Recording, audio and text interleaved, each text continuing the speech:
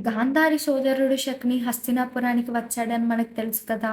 దుర్యోధనుడి మనసులో ఉన్న కోపం, అసూయ గమనించిన శకుని ఒక మాట చెప్తాడు. పాండవులు ఉంటే నీకు రాజ్యం ఎప్పటికీ దక్కదు అని. అప్పటి నుండి దుర్యోధనుడికి శకుని అడ్వైజర్ కాదు, అతని మాస్టర్ మైండ్ అయిపోతాడు. ముందుగా పాండవుల్లో బలవంతుడైన భీముడిని అంతం చెయ్యాలి అని ప్లాన్ చేస్తారు.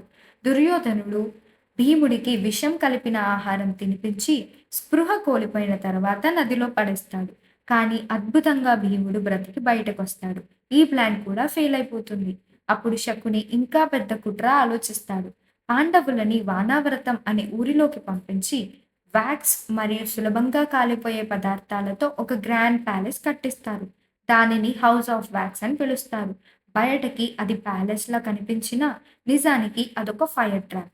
కానీ విదురుడు ఈ డేంజర్‌ని ముందే గుర్తించి పాండవులకి సీక్రెట్‌గా వార్నింగ్ ఇస్తాడు.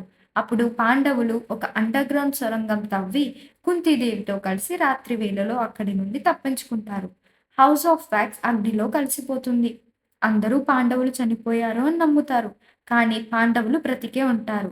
అడవిలో గుప్తంగా తిరుగుతూ వాళ్ళకి ఒక కొత్త జీవితం స్టార్ట్ అవుతుంది. అక్కడే మహాభారతంలో ఒక పవర్‌ఫుల్ వారియర్ ఎంట్రీ జరుగుతుంది. అతడే కర్ణ. అసలు ఈ కర్ణుడెవరు? తెలియాలంటే పార్ట్ 5 కోసం ఇప్పుడే ఫాలో అవ్వండి.